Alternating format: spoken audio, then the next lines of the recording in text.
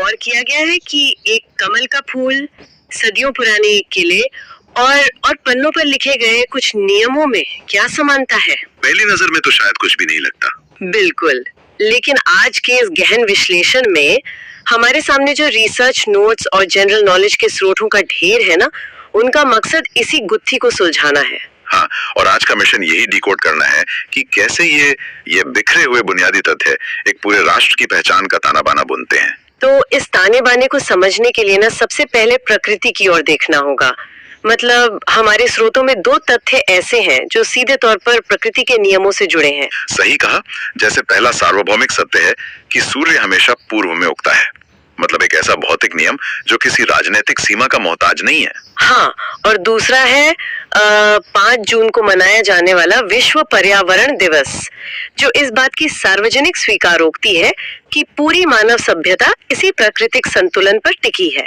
बिल्कुल, लेकिन यहीं पर एक वैचारिक उलझन भी तो सामने आती है। वो कैसे? मतलब सूर्य का उगना या पर्यावरण दिवस मनाना तो पूरी दुनिया के लिए है, पर जब भारत जैसे विशाल देश की राष्ट्रीय पहचान की बात आती है तो उसकी शुरुआत किसी भव्य इंसानी उपलब्धि या किसी ऐतिहासिक जीत से होनी चाहिए थी, है ना? हाँ, ये समझना वाकई दिलचस्प है।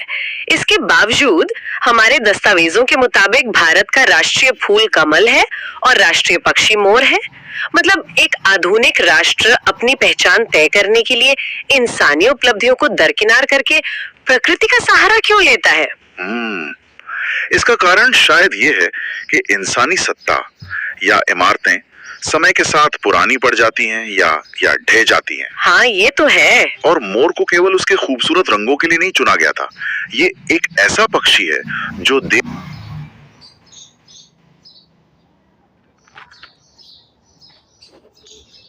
लोक कथाओं का हिस्सा रहा है। मतलब तकनीकी भाषा में कहें तो वो पहले से ही जनमानस के बीच एक बहुत ही स्वीकार्य प्रतीक था। बिल्कुल। और अगर कमल की बात करें तो ये कीचड़ में खिलने वाली सिर्फ एक दार्शनिक बात नहीं है।